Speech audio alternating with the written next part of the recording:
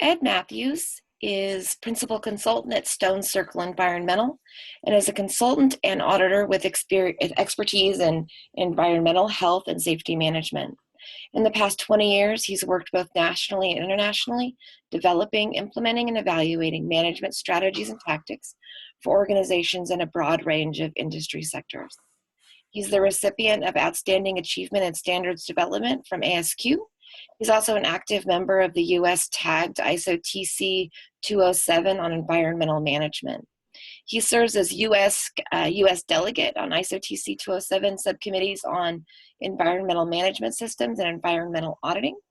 Ed holds a master's degree of environmental health and safety management from the Rochester Industry of Technology. Ed, take it away. Thanks, and welcome. The circumstance in which an organization operates plays an important role in its interactions with the environment. In this presentation, we will discuss the issues that might affect an organization's management of the environment, and, therefore, why understanding context is important.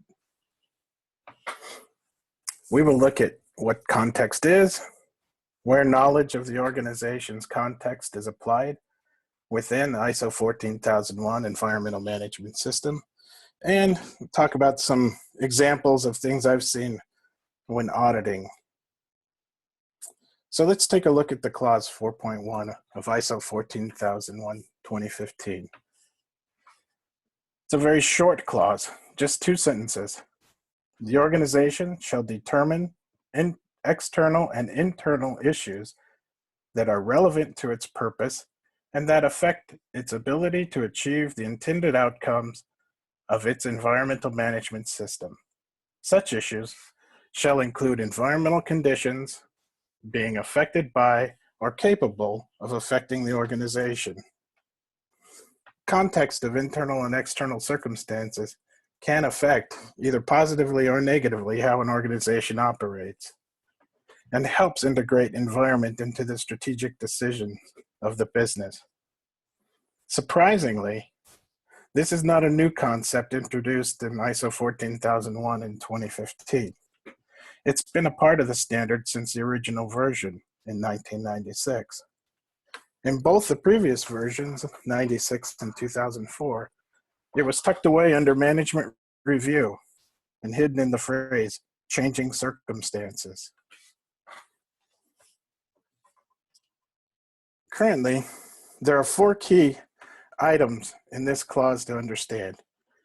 First, let's take a look at external issues. These are factors that arise outside the organization, but can influence how it operates. Some examples of these include political environment, treaties, laws, regulations, the economy, industry trends, competitors, a parent company's values, customer expectations, community and neighbor expectations, and historical items from past practices that were once acceptable but no longer are. The one characteristic about external issues is that the organization cannot control these factors, but must seek to adapt to them. Along with external issues, there are also internal issues. These can be defined as anything within the organization that may influence its environmental performance. Things like the structure of the organization itself, its culture, contractual arrangements, operations, are they expanding or retracting? Resources, capital, time, people, legal compliance, status, as well as trends. Decision-making processes, are they collaborative or autocratic? And strengths and weaknesses of other management systems, for example, quality or safety. These are all internal issues that can affect the ability of an environmental management system to achieve its intended outcomes. Which leads us to the third part, intended outcomes. This is what top management expects to achieve by implementing their environmental management system. The ISO 14001 standard, it is designed to help an organization achieve the intended outcome of its environmental management system, which provide value for the environment, the organization itself, and its interested parties. Consistent with the organization's environmental policy, ISO 14001 has listed 3 intended outcomes. 1, enhancement of the environmental performance. 2, fulfillment of compliance obligations. And 3, achievement of environmental objectives. An organization can have more expectations of their environmental management systems, such as to contribute to the environmental elements of sustainability, or support other environmental policy commitments related to particular environmental condition or environmental topic. Which brings us to the 4th piece in this, environmental conditions. These are unique external issues related to the state or characteristic of the environment at any given point in time. This requirement establishes the two-way interaction between the organization and the environment, because environmental conditions can either affect the organization's operations or be affected by the organization's environmental aspects. Some examples of this include the properties and quality of major water bodies, regional air quality, endangered species, resource quantities and quality, ocean temperatures, concentration of contaminants in tissues of living organisms, ozone depletion, global climate change, and many other parameters. Information about environmental conditions is useful in managing environmental aspects or indicating specific issues that the organization should consider in evaluating its environmental performance. Let's take a look at where this knowledge and understanding should be applied. Determining the scope. An organization determines the boundaries and the applicability of the environmental management system when it establishes its scope. Some of the required inputs are derived from an understanding of the internal and external issues. The scope is intended to clarify not just the physical, but also the functional and organizational boundaries to which the environmental management system applies, including the organization's sphere of control and influence, which are artifacts of understanding the organization's context. It should be noted that the term scope can be used in 3 different applications.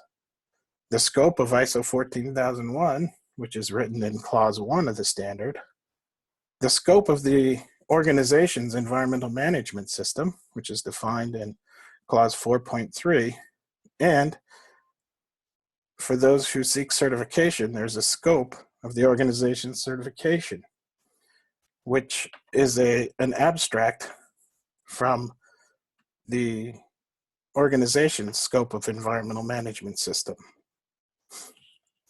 But once the scope is determined, it's time to establish and implement an environmental management system. Context is important here. There's an explicit requirement for the organization to consider the knowledge gained in Clause 4.1 when establishing, maintaining, and improving the environmental management system. Again, to ensure that it achieves the intended outcomes. Having a full understanding of the internal and external issues, including environmental conditions that can affect the organization, leads to a better designed environmental management system from the beginning. Top management's commitment, accountability, and leadership are vital for a successful implementation of an effective environmental management system. Top management demonstrates their leadership and commitment by being accountable for the effectiveness of the environmental management system and ensuring that it achieves its intended outcomes. Understanding context is valuable to leadership when integrating the environmental management system requirements into various business processes, such as design and development, procurement, human resources, sales and marketing. Also, ensuring that the environmental policy and environmental objectives are established and are compatible with the strategic direction and the context of the organization. Again, this is a bit of an alluding to environmental conditions.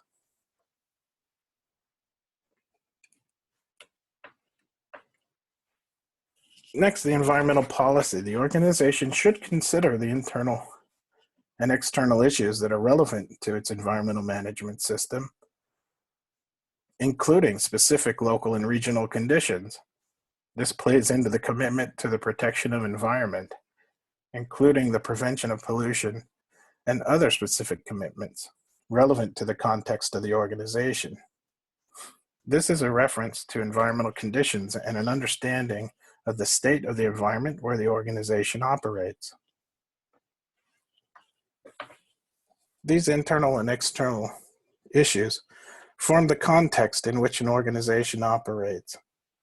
An understanding of these issues aids top management with strategic decision-making when establishing, integrating, and continually improving the environmental management system. So the first part of planning in ISO 14001 falls under 6.1.1 general. And this is really where the context of the management system comes into play. The knowledge and understanding of the organization and its context in its current state is used when first establishing the environmental management system. Further, then, this baseline understanding and knowledge is used when initially planning for the environmental management system to address any potential risks or opportunities. After the initial planning cycle, subsequent planning is focused on changes to the organization and its context. These need to be evaluated for their potential risks to the environmental management system or opportunities for the environmental management system, and allow for mid-course corrections if necessary to ensure that the management system is successful and effective. But remember, these risks and opportunities to the environmental management systems are related to the ability of it achieving its intended outcomes. This also includes preventing or reducing undesired effects, including the potential for environmental conditions to affect the organization. Again, this is that two-way street where there is the effect of the environment on the organization and the organization's effect on the environment. This section is different than the environmental aspects.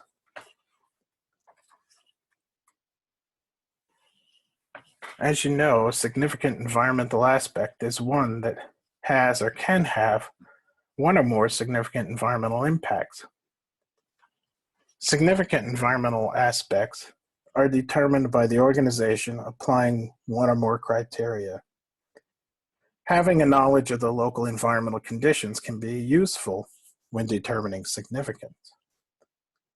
Further, when determining environmental aspects, the organization has to take into account change. This includes planned or new developments, which could be an expansion or contraction of operation. As stated earlier, these are contextual issues, as well as new or modified activities, products, or services. So let's take a look at a few of the external and internal issues and how they may affect an environmental management system. These are things that I've seen while auditing that I may point out and may be helpful to you. Political environment. In the United States, we have a new political regime. One of the mandates is that for every new regulation proposed, 2 regulations must be removed. This could impact an organization by having a less regulatory burden. Not necessarily a bad thing. May not be good for the environment, but may be good for the organization. A recent news topic was tariffs on foreign steel and aluminum. This could also mean higher costs for raw materials, which means less capital for environmental improvements. And the U.S. ended its participation in the 2015, the Paris Agreement on Climate Change Mitigation. Several organizations that I know of were gearing up for CO2 potentially being regulated. And now that might be off the table, and decisions need to be made on path forward. So when you're looking at even things like this from a strategic perspective, has the organization considered such issues? And are these important issues to them? And if so, what are they doing? At a minimum, they could at least be monitoring these issues to see how it may impact the organization. How about a new parent company? It seems that a lot of growth these days is through acquisition. And so a lot of organizations have new parent companies that they have to report to. These too can have an impact on the environmental management system. It could mean that there's less free capital for facility infrastructure or environmental improvements.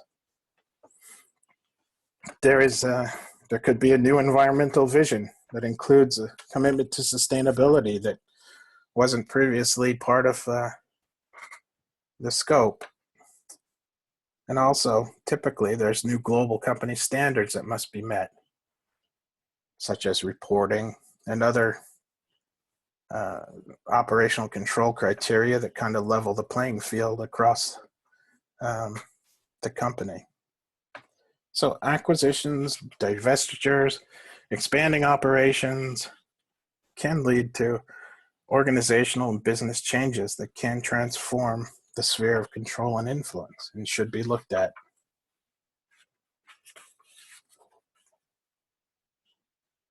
So organizational, internal issues, some things that I've seen.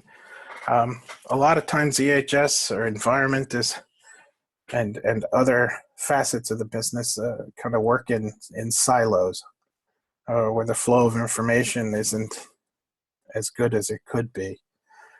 There's a lot of places where I've seen they've had integrated management systems where they've integrated quality and environment.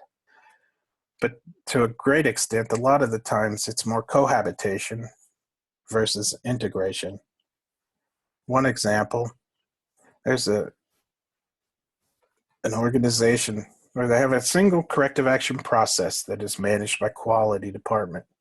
The process has two different levels in it for corrective action.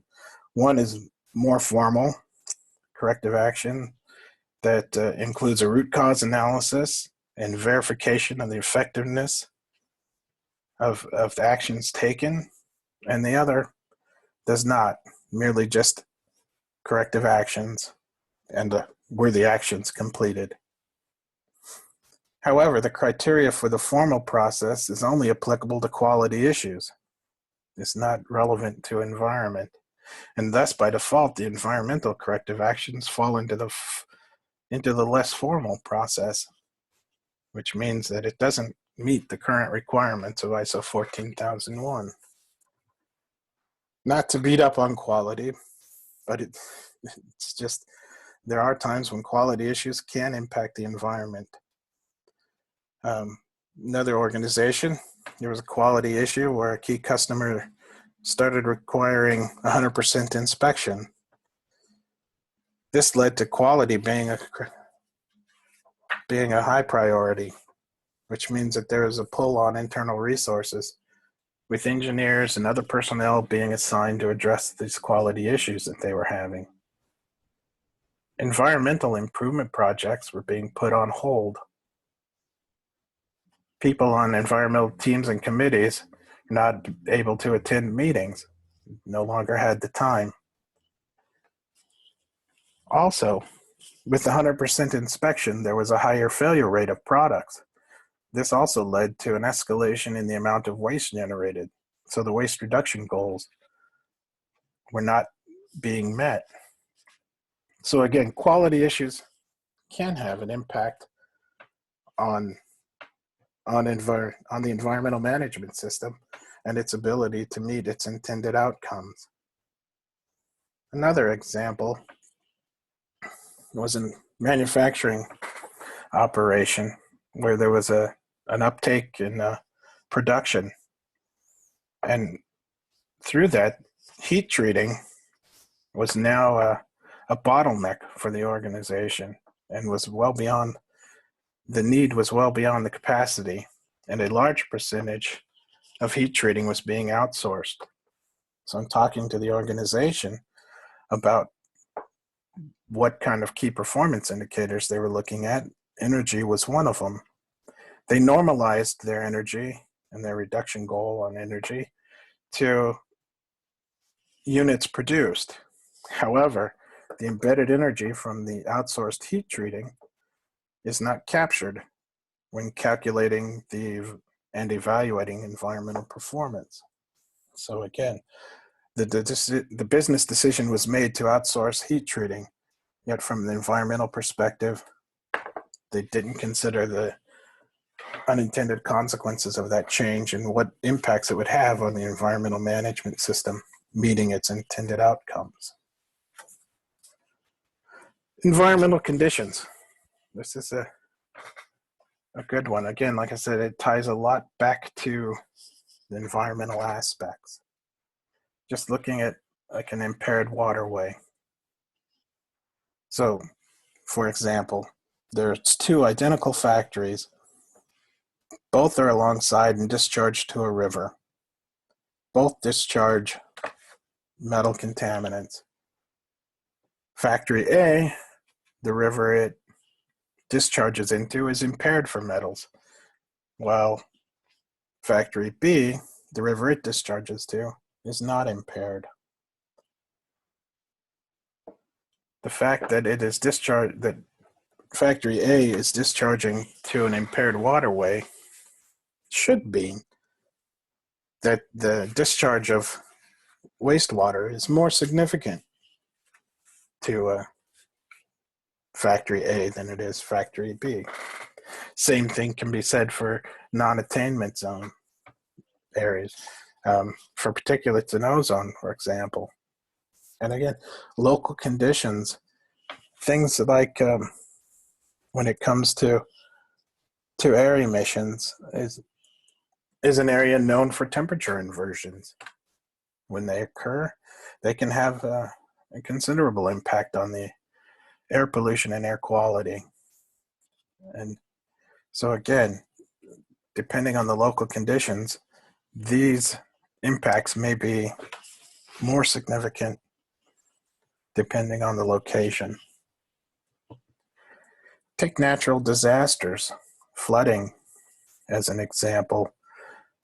Are there contingency plans if they store material in tanks outside? Are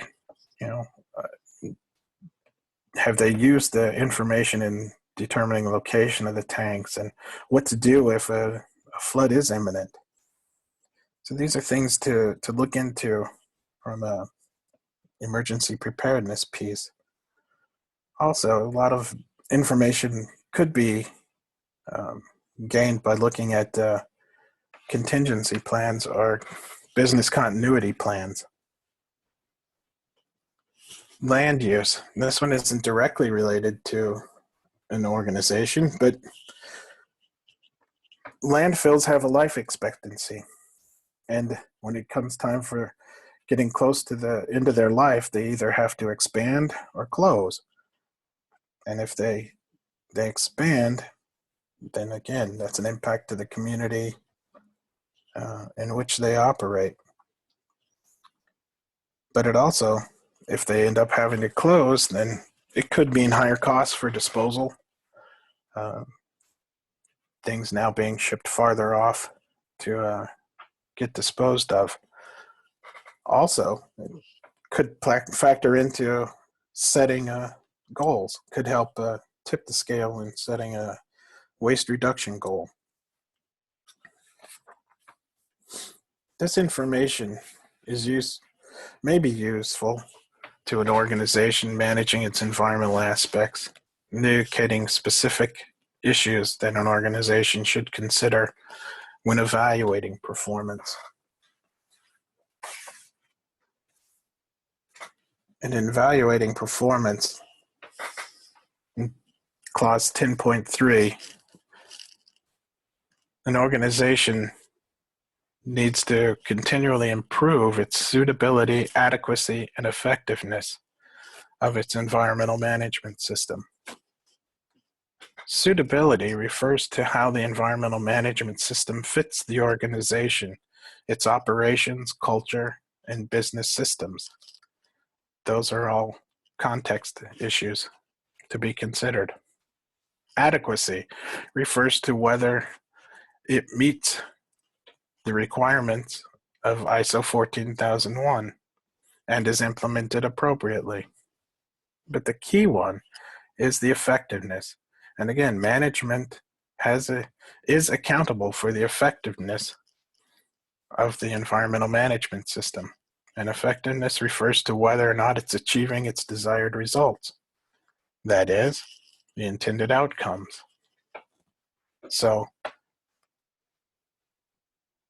the intended outcomes become very important when measuring the success or failure of the environmental management system.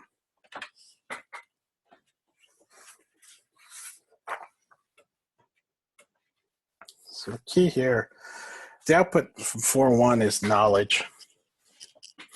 Knowledge is hard to document, and as such, clause 4.1 doesn't require any information to be documented.